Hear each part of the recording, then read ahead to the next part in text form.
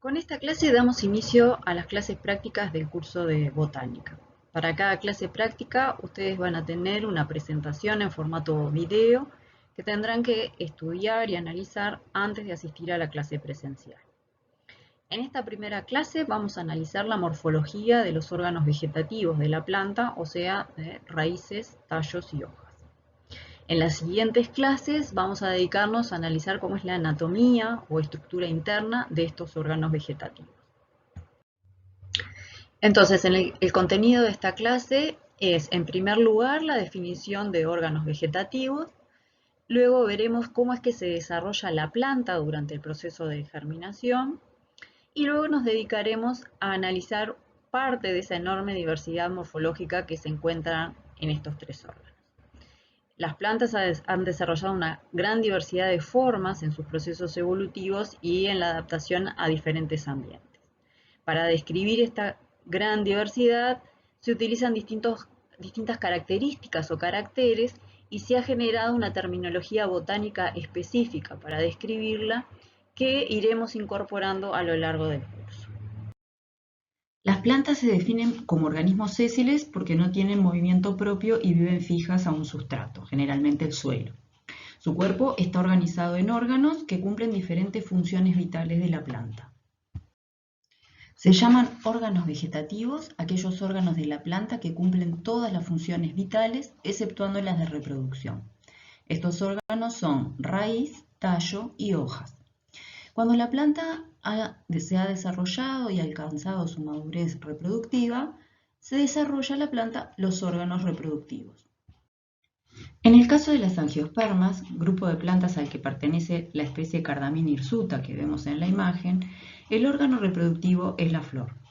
Como se observa en la imagen, las flores se producen en la porción terminal del tallo y a partir de cada flor se va a formar un fruto.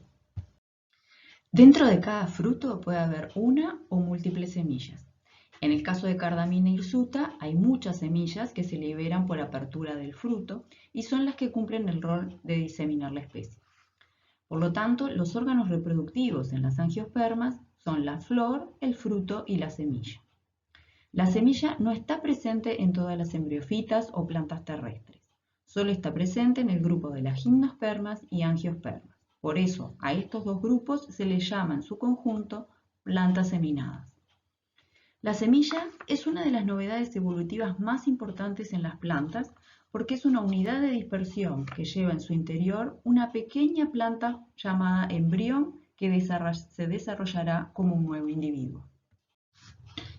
El embrión de las plantas generalmente tiene origen sexual, o sea que se forma por unión de un gameto masculino y otro femenino. Y como recordarán del curso de biología general, es la primera etapa de la generación esporofítica.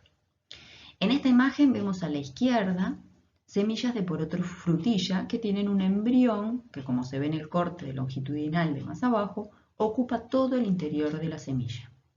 A la derecha vemos lo que vulgarmente llamamos semillas de maíz, pero que teniendo en cuenta su origen, es un fruto que lleva en su interior una única semilla cuya cubierta seminal está soldada a la pared del fruto, formando una única unidad.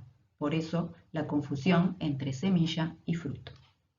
Como vemos en el corte longitudinal, el embrión en este caso es más pequeño que en el poroto.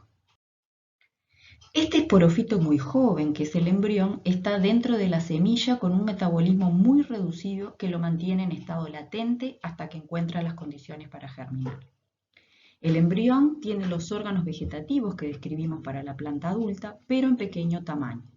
La raíz se denomina radícula.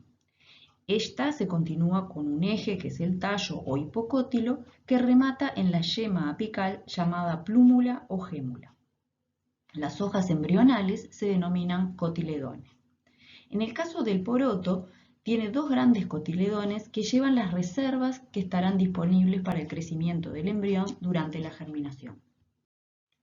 En el caso del maíz, el embrión es pequeño y el resto del interior de la semilla está ocupado por un tejido nutricio llamado endosperma, que es el que aporta los nutrientes durante la germinación.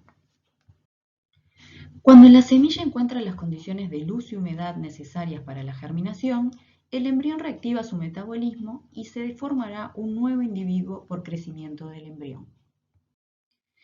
La primera parte que emerge de la semilla durante la germinación es la radícula, que formará la raíz de la planta. Luego se alarga el tallo y en el caso de la imagen que corresponde a la germinación de una leguminosa, como el poroto frutilla, las dos primeras hojas que aparecen son los cotiledones. Luego se formarán las hojas con la morfología típica de cada especie. El alargamiento de la planta se da por los dos extremos de la planta. Estos extremos son los ápices de tallo y raíz. Allí se encuentran los meristemas, que son tejidos con células indiferenciadas en activa división mitótica, que tienen como rol incrementar el número de células para producir el alargamiento de la planta. A la derecha vemos vistas al microscopio de cortes longitudinales del meristema apical de tallo y el meristema apical de raíz. A medida que las células formadas en los meristemas se van distanciando de ellos por la formación de nuevas células, se van diferenciando los tejidos especializados que conforman los distintos órganos de la planta. Estos tejidos se organizan en sistemas que serán el objeto de estudio de los próximos prácticos cuando analicemos la anatomía de los órganos vegetativos. Además de los dos meristemas apicales de la planta, hay otros meristemas que quedan ubicados en el ángulo que forma el tallo y los pecíolos de las hojas. Se llaman meristemas axilares o yemas axilares y son los encargados de formar nuevos tallos que constituyen las ramificaciones de la planta o formar flores.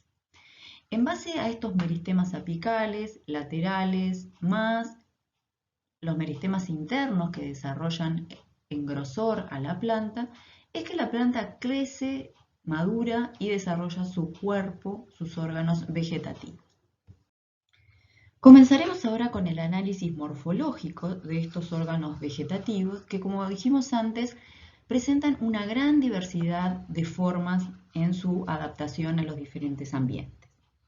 La raíz es un órgano que generalmente es subterráneo y cumple funciones de anclaje de la planta al suelo y absorción de agua y nutrientes.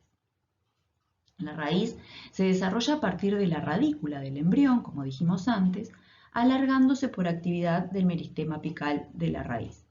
La absorción se realiza por pelos absorbentes que se originan de alargamiento de células epidérmicas en una zona cercana al ápice de la raíz.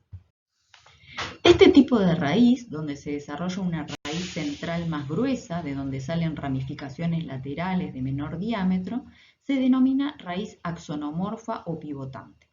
Las ramificaciones se forman desde el interior de la raíz principal a partir de un meristema lateral interno llamado periciclo. En algunas raíces, como las que observamos en la imagen, se pueden formar nódulos, que son asociaciones simbióticas entre la raíz y bacterias fijadoras de nitrógeno.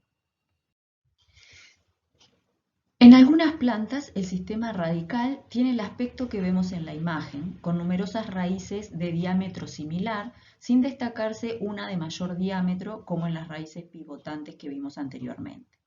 Este tipo de sistema radicular ocurre en las monocotiledóneas.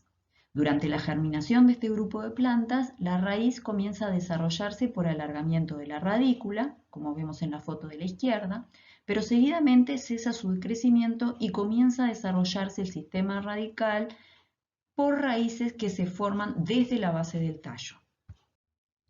Este tipo morfológico de raíces se llaman fasciculadas o fibrosas. Como no se originan de la radícula del embrión, este tipo de raíces se denominan también raíces adventicias. Por lo tanto, estas raíces se denominan fasciculadas o fibrosas por su morfología y adventicias por el origen que tienen. Algunas raíces se transforman en órganos de reserva de la planta y por lo tanto acumulan en sus tejidos internos sustancias de reserva. Estas reservas suelen ser almidón, también provitamina A, caroteno. Varias de estas raíces reservantes son parte de nuestra dieta, como las remolachas, zanahorias y rabanitos que vemos en la imagen.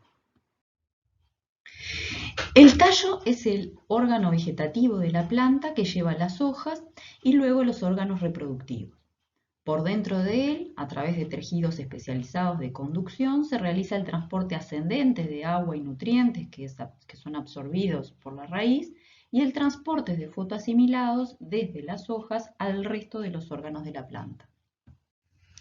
En el tallo se reconocen zonas más o menos marcadas en formas de anillos que se llaman nudos, y entre dos nudos consecutivos queda la región del tallo llamada entrenudo. En la zona de los nudos se insertan las hojas. En el ángulo que forma la base de las hojas con el tallo, siempre se ubica una yema axilar que potencialmente puede desarrollar una ramificación del tallo o formar flores, como vemos en la foto de la derecha. Por lo tanto, las ramificaciones del tallo son de origen superficial, a diferencia de las ramificaciones de las raíces, que es de origen interno.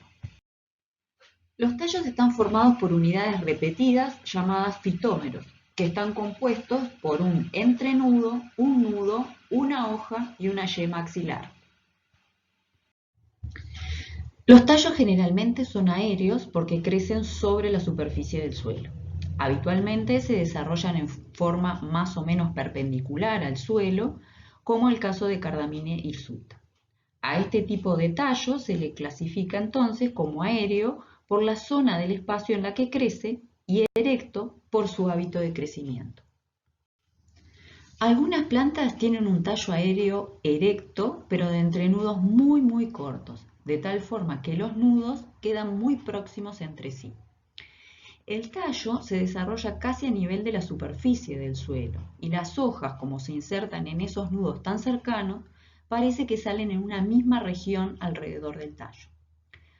A las plantas que poseen este tipo de tallo se le denomina plantas a caule. El prefijo a indica negación, o sea que etimológicamente significa no tallo, pero en realidad tienen tallo muy acortado en su desarrollo. A estas plantas también se le denomina plantas en roseta por la disposición de las hojas y es el hábito de crecimiento de muchas especies que crecen en los tapices herbáceos de corta altura, como el diente de león que vemos en la imagen. Otros tallos aéreos tienen un desarrollo inicial erecto, pero a medida que se alargan se van recostando sobre la superficie del suelo, solo quedando con hábito erecto la parte apical del tallo. Este tipo de tallo aéreo se denomina decumbente y es el que presenta, por ejemplo, el trébol rojo que vemos en la imagen. Otro tipo de tallo aéreo crece tendido sobre la superficie del suelo, produciendo un crecimiento horizontal y extendido de la planta. Este tipo de tallo aéreo rastrero se denomina estolón. Lo presentan especies como la gramilla brava y la frutilla que vemos en la imagen. Como se puede apreciar, en los nudos de este tipo de tallos se desarrollan raíces fibrosas que, por originarse a partir del tallo, son adventicias. En cada nudo se forma además una nueva planta. Otro tipo de tallo aéreo es el trepador, tallo que se apoya sobre algún soporte vivo o inerte para seguir desarrollándose en extensión.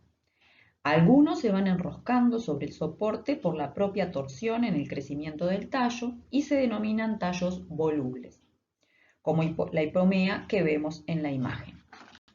En otros casos pueden desarrollar órganos especializados para la sujeción, como los zarcillos de la vid o las raíces adventicias que se desarrollan en los tallos de la enamorada del muro. Existen tallos que se desarrollan por debajo de la superficie del suelo y se denominan tallos subterráneos. El rizoma es un tipo de tallo subterráneo, generalmente engrosado por la acumulación de sustancias de reserva y que crece en forma más o menos horizontal bajo la superficie del suelo. En estas imágenes vemos rizomas de jengibre y de iris desenterrados, donde podemos apreciar el anillamiento de los nudos típicos del tallo y las hojas que salen de ellos. El tubérculo es otro tipo de tallo subterráneo que se forma como engrosamientos terminales de los rizomas. En este caso vemos la papa, órgano que consumimos por su tejido parenquimático cargado de almidón y que también es utilizado como semilla comercial en la propagación de este cultivo. Este tallo reservante mantiene sus yemas axilares que, si se encuentran en las condiciones apropiadas, se desarrollarán para formar nuevos tallos como vemos en la imagen de la derecha. El bulbo es otro tipo de tallo subterráneo. Es un tallo de entrenudos muy cortos donde se insertan hojas modificadas llamadas catáfilas o, como vemos en la imagen de la cebolla, son las bases de las propias hojas aéreas que en esa porción basal subterránea pierden la clorofila y se hacen reservantes. Nótese además en la imagen el desarrollo de raíces fasciculadas adventicias a partir del tallo. En la cebolla se desarrollan externamente otro tipo morfológico de hojas, delgadas, de consistencia papirácea, que rodean el bulbo y toman coloraciones marrones o rojizas. La hoja es el órgano vegetativo donde se concentran funciones vitales de la planta tan importantes como la respiración, la transpiración y la fotosíntesis. Tienen generalmente forma aplanada y son los órganos que captan la luz para realizar el proceso de fotosíntesis que define a las plantas como organismos autótrofos porque son capaces de transformar la energía luminosa en energía química utilizando dióxido de carbono y agua. En las hojas están los organelos denominados cloroplastos que se encargan de realizar esta función. A través de los poros o estomas que se encuentran en el tejido de protección que recubren las hojas, se regula el intercambio de gases y vapor de agua con el medio, controlando el estado hídrico de la planta y regulando los procesos metabólicos de la misma. Las hojas se originan en las yemas apicales o en las yemas axilares, como protuberancias alrededor de estos meristemas. Como veíamos en la germinación, las primeras hojas que se desarrollan a partir del embrión son los cotiledones, que vemos como dos hojas redondeadas en la foto superior derecha. Luego, a partir del meristema apical del tallo, se desarrollan hojas que presentan formas diferentes a la de los cotiledones y que pueden ir cambiando hasta llegar a la forma definitiva de la planta adulta, como vemos en estas imágenes de cardamina hirsuta. La hoja está formada por dos partes, una basal, denominada pecíolo, y otra aplanada, llamada lámina. El pecíolo puede ser más o menos largo y en algunas especies está ausente y la lámina se inserta directamente en el nudo del tallo. Este tipo de hojas que carecen de pecíolo se denominan hojas sésiles o sentadas. En el ángulo entre el pecíolo y el tallo se encuentra la yema axilar, la cual nos ayuda a interpretar que todo lo que tenemos a partir de allí es una hoja. La lámina, por ser aplanada, tiene dos caras o superficies, una superior que queda expuesta a la radiación solar, que se llama cara adaxial o haz de la hoja, y una cara opuesta que se denomina cara abaxial o en vez de la hoja. La morfología de las láminas varía en las diferentes especies y se utilizan diferentes caracteres para describir esa diversidad, como la forma, bordes, ápices y bases. Algunas de las variantes que presentan estos caracteres las pueden ver en la guía de clase del curso. Por el pecíolo de la hoja entra un haz vascular con tejidos que transportan agua, nutrientes y fotoasimilado. Ese haz vascular se extiende por el medio de la hoja formando el nervio medio y se ramifica lateralmente hacia el resto de la lámina como vemos en la imagen. La hoja puede estar acompañada de dos apéndices ubicados en los costados de la base del pecíolo llamados estípulas. Pueden tener aspecto de hojas, como vemos en la foto de la izquierda, o de espinas, como vemos en la foto de la derecha. No tienen una función específica descripta para la planta, pero están presentes en diferentes familias de plantas y con diferentes aspectos, por lo que resultan un carácter muy útil para la identificación. La forma como se disponen las hojas en el tallo se denomina filotaxia. Las hojas pueden ubicarse de a dos por nudo, enfrentadas, y la filotaxia se denomina opuesta. Si hay una sola hoja por nudo, se denomina alterna. Y si hay tres o más hojas por nudo, se denomina verticilada. La filotaxia también es un carácter importante utilizado en la clasificación e identificación de grupos de plantas. Otro carácter relevante para las hojas es el tipo de hoja. Este carácter hace referencia a si la lámina de la hoja está formada por una única unidad o por unidades segmentadas articuladas. En las hojas que vemos aquí, por ejemplo, la lámina está formada por una única unidad. Por eso se denominan hojas simples.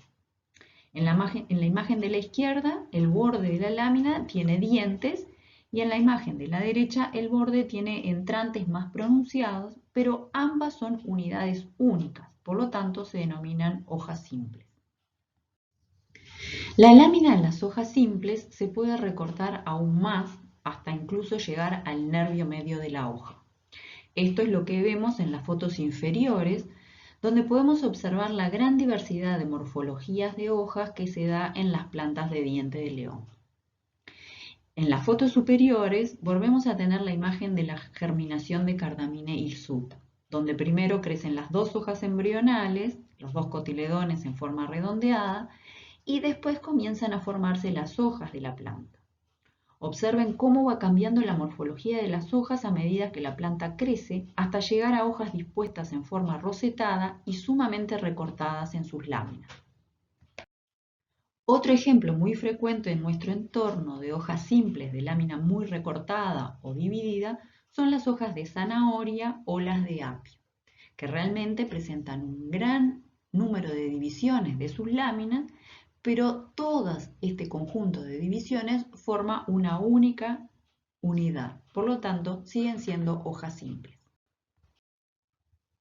Un tipo de hoja simple muy particular y que vamos a ver frecuentemente en el curso de botánica es la hoja que presentan los pastos pertenecientes a la familia de las gramíneas. Estas hojas carecen de pecíolo diferenciado y en ellas se reconocen tres partes. Una parte basal, envainadora, denominada vaina, una parte expandida o abierta llamada lámina, y entre vaina y lámina suele haber una prolongación de la propia vaina denominada lígula. Las gramíneas tienen tallos de entrenudos muy cortos, similar a lo que describíamos en las plantas acaules. Las hojas se insertan en nudos ubicados muy próximos entre sí, y lo que aparentan ser tallos erectos en las plantas de gramíneas corresponden a las bases envainadoras de las hojas que se superponen unas con otras. Pasaremos a analizar ahora la morfología del tipo de hoja compuesta. En el tipo de hoja compuesta se encuentran fragmentos de lámina donde cada uno de ellos es una unidad independiente. ¿Cómo reconocemos que son unidades independientes y no segmentos de una hoja simple de lámina dividida? Por ser unidades independientes, en la base de cada segmento hay una articulación, mientras que en los segmentos de las hojas simples divididas no los hay.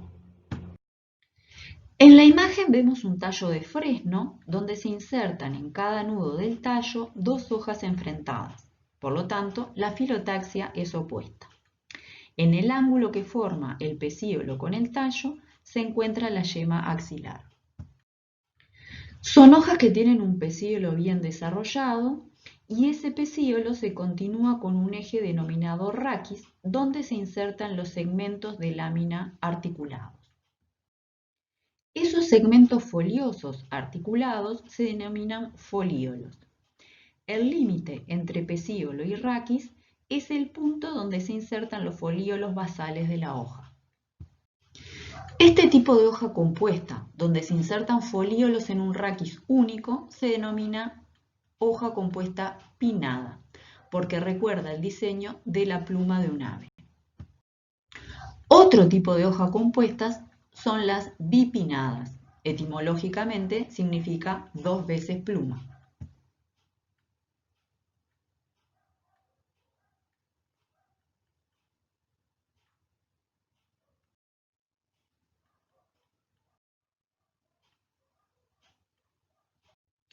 Nótese en la imagen dónde se ubica la yema axilar. Todo lo que está de ahí hacia arriba es una hoja. La base es un pecíolo bien diferenciado. Se continúa luego con un raquis y allí, en vez de insertarse folíolos como en la hoja pinnada, se insertan ejes laterales que llevan los segmentos foliosos articulados. Estos segmentos se denominan foliolulos, que es el diminutivo de foliolo. En la hoja bipinnada se reconocen raquis de dos órdenes, primario y secundario. Otro tipo de hoja compuesta es la digitada. En este tipo de hoja, los folíolos se insertan en un único punto ubicado en el extremo terminal del pecíolo. El número de folíolos en las hojas digitadas es diverso.